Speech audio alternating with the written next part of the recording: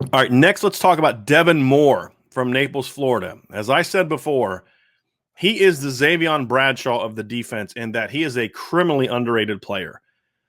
If you watch this film and you still think he's a 3-star, let me know, because I'd be very curious to see why you think that. Because when I watch this kid, not only do I see a guy that's not a 3-star, I graded Devin Moore out as a top 150 caliber player, and if his technique graded out a little better, he would have been sniffing that top 100. I mean, he is a very good football player. And the other thing about Devin Moore that we're going to get into is he's just scratching the surface, in my opinion, of how good of a football player he can be. He's 6'2". He's 180 pounds. He's from Naples, Florida. Very high academic kid. And that's one of the things he really likes about Notre Dame is that that's the one big-time school that's on him that obviously has something a little bit different to offer him than a lot of these other schools. So that's what we'll get into his recruitment at the end, but let's talk about his film right now. So first thing you're going to notice, as I said before, is extremely impressive length. He is a very, very long cornerback and a guy that is legitimate 6'2", very long strider, which is obviously something that we'll talk about. He's a guy that, to me, I think he could be a very good boundary corner, but I also think he could be maybe even a better safety. I think he brings a lot of versatility to the table when it comes to Notre Dame. And you're going to see something on film. There's not a player on this board. There's not film we're going to watch of a corner that gets his hands on more footballs than Devin Moore. And there's a couple reasons for that. Number one is, well, in that case, it was because the quarterback just made a terribly stupid throw. But in those other instances, the things that he brings to the table, first and foremost, is great length. And with Devin Moore, you're going to see what I'm talking about with the radius, right? Where quarterbacks think they have a place to throw the ball, and then he's going to be able to just use his length to make a play where other cornerbacks, you're getting that ball over top of them or getting it around them. With Devin Moore, you're not doing that. He's just so long and disruptive. The other thing that you're going to see is this is a really smart, instinctive football player. You just saw from the last couple plays where he's coming off and making plays in the zone. You're seeing a guy that knows how to read routes. This is a really impressive play right here. So this guy's trying to beat him. This is a corner route, but he's trying to beat him inside to get him thinking, I'm doing an in cut. I'm trying to explode inside of you. And Devin's able to quickly, smoothly open his hips and run with him.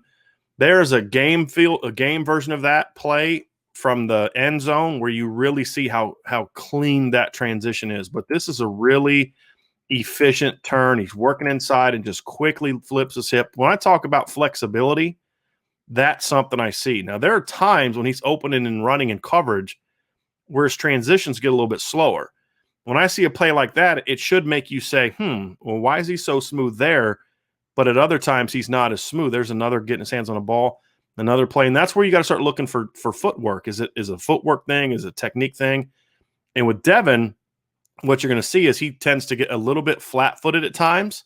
And when he's flat-footed and he's not able to really open up and run, he kind of gets a wide base. It slows down his transitions, and that's when he can get beat. This is a really nice play right here. Staying in good phase, gets a little bit too high on the guy, but then reacts real quickly, and he uses his length to be effective on this play. Physical corner, despite being on the thin side. He has a tendency to get a little bit too high on top of guys, and that's something that they're going to have to work on. But again, that's an easy coaching thing. Very physical corner. You can see how long his arms are right there. That's an example of a snap where you can really see that length really shine.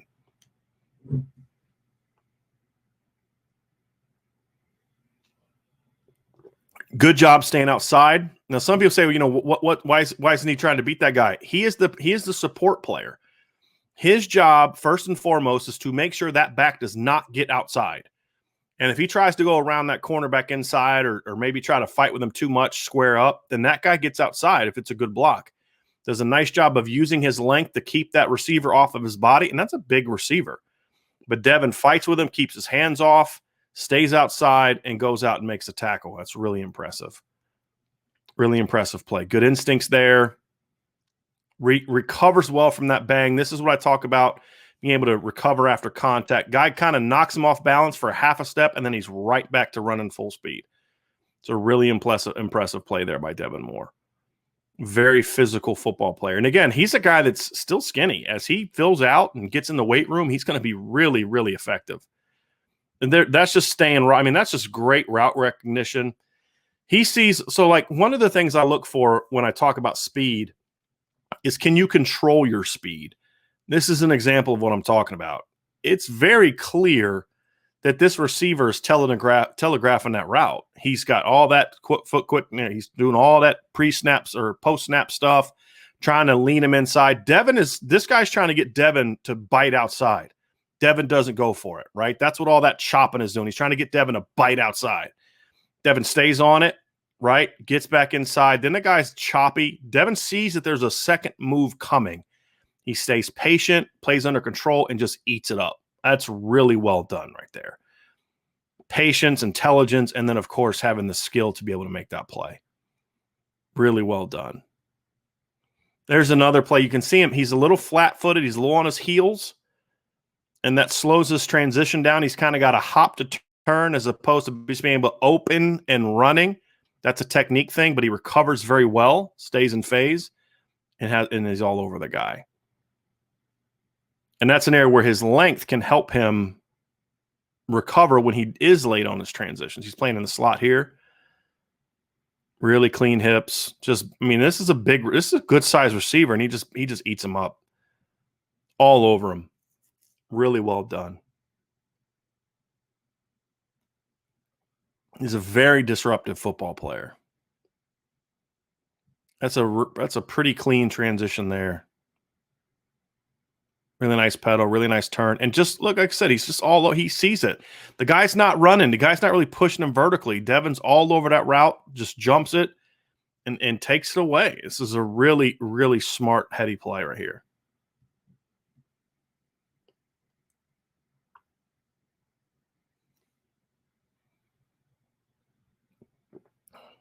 Like I said, I think he can play corner. There's no doubt he can play corner, but I really like the fact that he can play safety at a high level as well.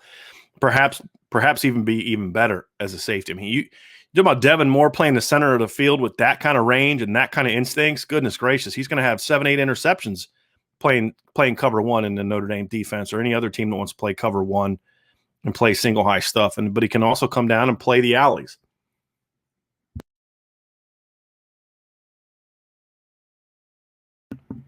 I mean, you just see this whole film, he's just eating up guys up, just physically just all over guys. Here's another play. This receiver's trying to get him to go outside with all that 7-on-7 stuff that I always say, this stuff does not work in games, especially against good corners. Doesn't bite. That guy chops his feet, you chop your feet. This is really good patience right here by Devin. Stays on it. Little tight with his transition there. You can see it. You see how his base gets a little wide? This is what slows down that transition. The guy's chopping. He's showing good patience, but watch. He gets a wide base, so he can't really plant and open and run. He gets wide, so it looks like he's a little tight in that transition, but we've seen other clips where those transition was really smooth, and it's when he plays with a better base. But this is where his speed helps him recover. He gets a little grabby here. I don't want to see him do that, but he does a nice job getting back in phase with the guy and makes a play on it.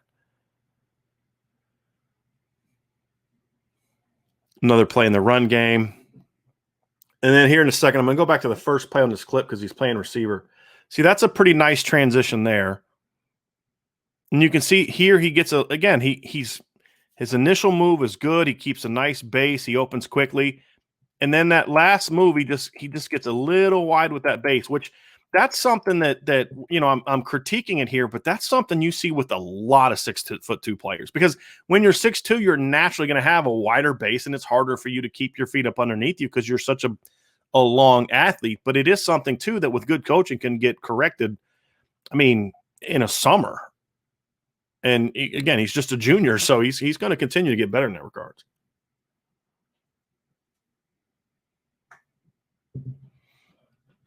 And you can see, again, that's just sloppy footwork. But you can see he can still open and run and use his length to make a play on the ball.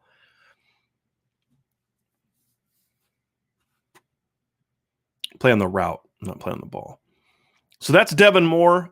This is a guy that I really, really like. Here you see some long speed.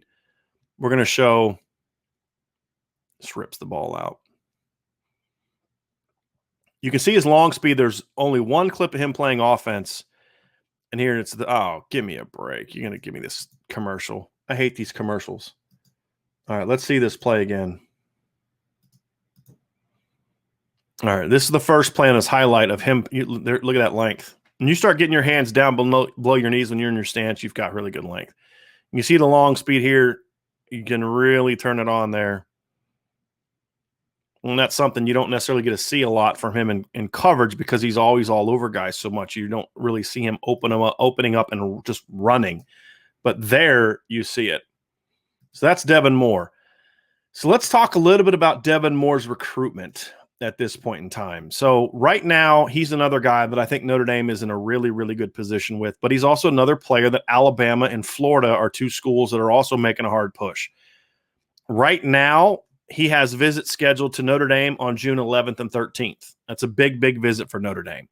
Now, I have seen it reported that he's going to visit Cincinnati the next weekend, but what he told us is that he's going to actually visit Stanford the next weekend and then Cincinnati the final weekend in June, and then he may take visits in the fall to Florida and Alabama. And obviously Alabama and Florida are pushing hard for him not to commit this summer. Will he commit this summer? I think it depends. I could see a couple scenarios in his recruitment. Number one is Notre Dame blows him away and he decides to, okay, this is where I want to be, and he ends it. The other scenario is that he could say, hey, look, I like it here, but I want to take more visits in the fall. It's going to get interesting if he tells Notre Dame that after his visit. He can tell him that now all he wants. It doesn't matter. You got to get him on campus and then try to seal the deal. If he tells him that, then now Notre Dame's in some tough situations because do you trust that you can still beat those schools in the fall? Or do you say, well, we're going to have to go to one of our next guys that we're going to talk about because we can't take a chance of missing on him. And so that's where his recruitment could get interesting. And I know he's mentioned carrying it in the fall, but I believe there's a scenario in which he could really fall in love with Notre Dame this summer and realize, okay, this is where I want to be. Here's the other thing.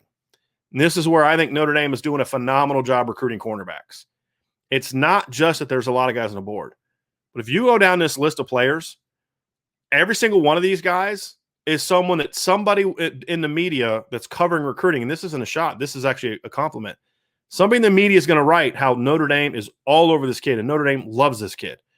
And they say that about all of them because Mike Mickens and Marcus Freeman are doing a phenomenal job of recruiting the whole board and basically saying to them, to the players, Nakai Martinez, Jaden Bellamy, Jair Brown, all those guys feel just as much love from Notre Dame as Devin Moore and Jaden Mickey did and Benjamin Morrison did. And so to them, they're all A guys. They're all priority guys. And then Notre Dame can then say, okay, well, look, if this kid doesn't want to commit and we like this kid maybe enough to take him, then you can take him. But if you miss a kid, you don't have to say, well, hey, look, we liked him more, but now we like you.